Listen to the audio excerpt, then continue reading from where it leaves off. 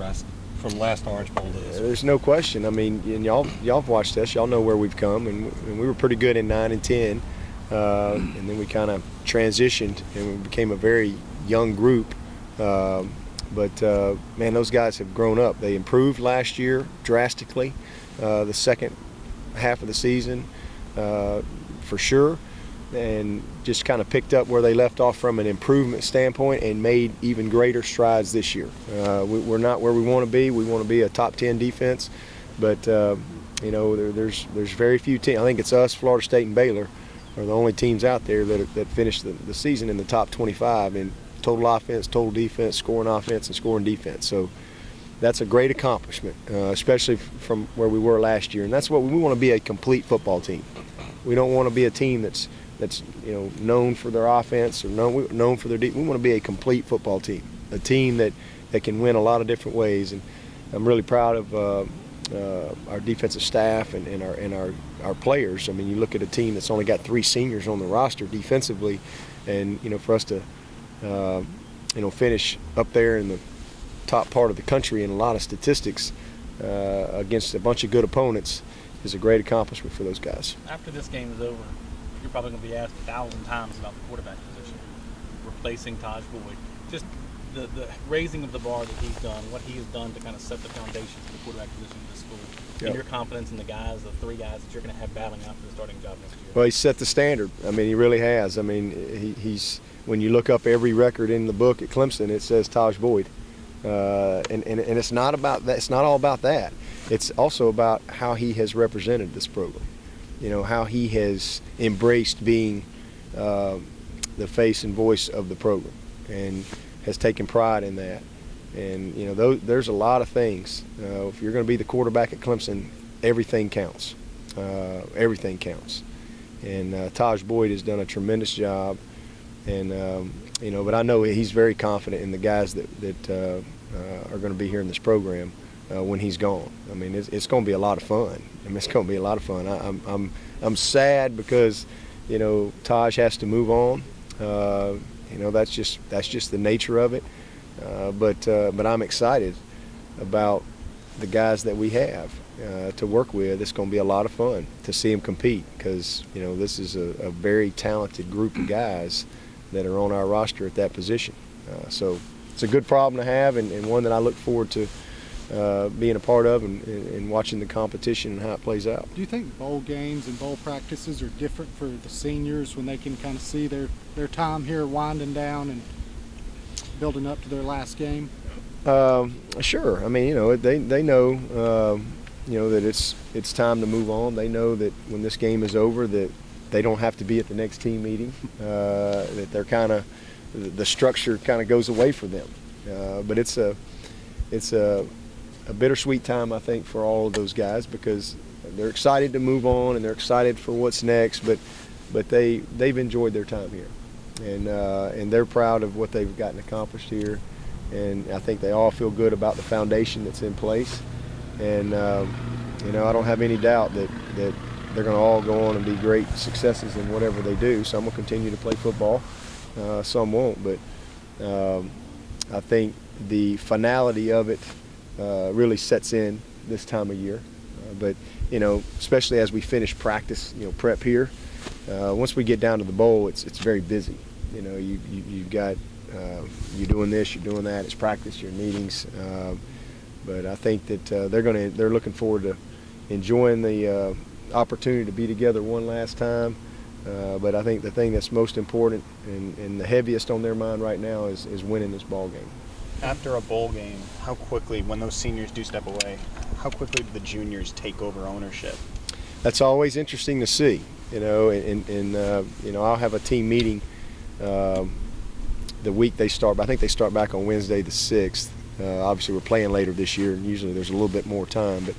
But we'll have a team meeting that week, and that's usually, you know, the first time that it starts to set in that, okay, these guys aren't in the room anymore, and it's a new team, and recruiting's going on. There'll be some mid-year guys here, some guys just showing up.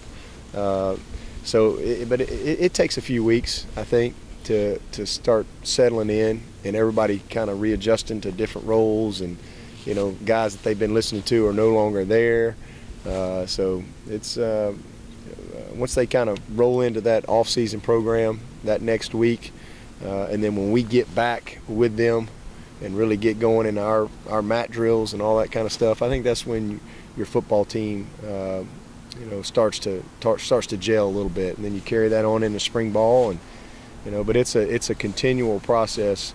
And even with this team this year, you know, we changed drastically from when we started in January to when we started camp in August.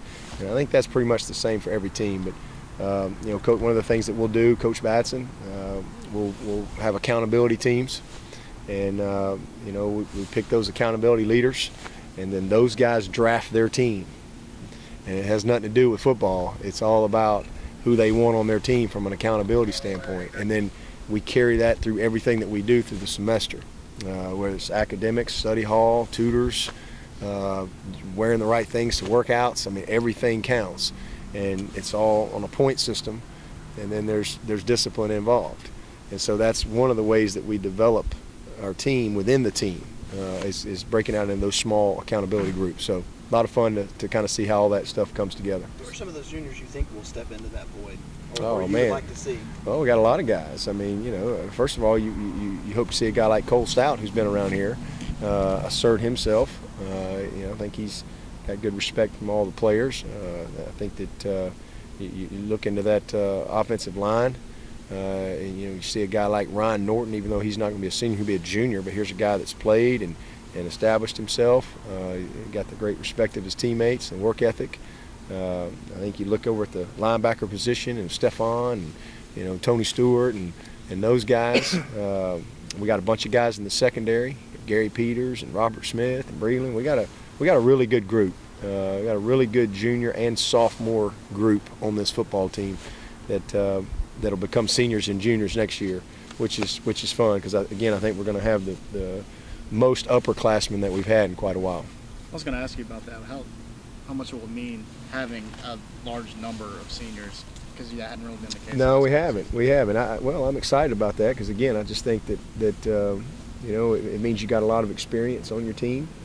You know, this senior group coming back next year has won a bunch of ball games, and you know, again, with that comes confidence and mentality and expectations and work ethic.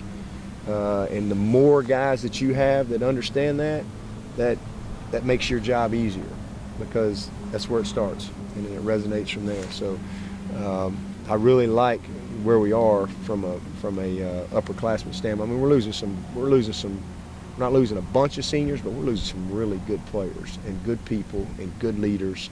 So that's always hard to replace.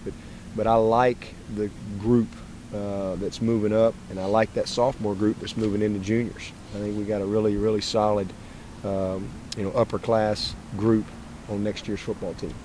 Have you met with any of those juniors that are thinking about submitting paperwork? I have. I've met with the guys who submitted their paperwork one time, and you know, actually just got their grades back, and in the process of meeting with those guys.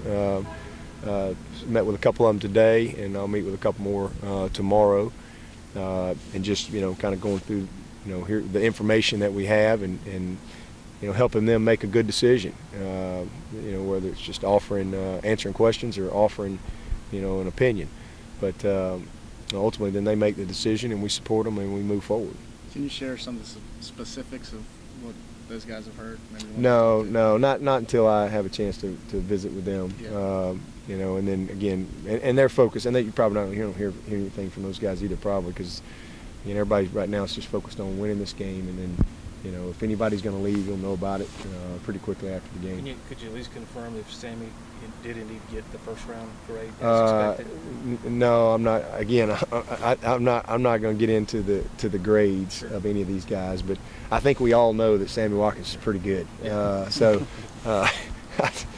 I don't know how much more confirmation we need on that guy right there, but they're, you know, they all are about where I thought they'd be. Sure. From a grade standpoint.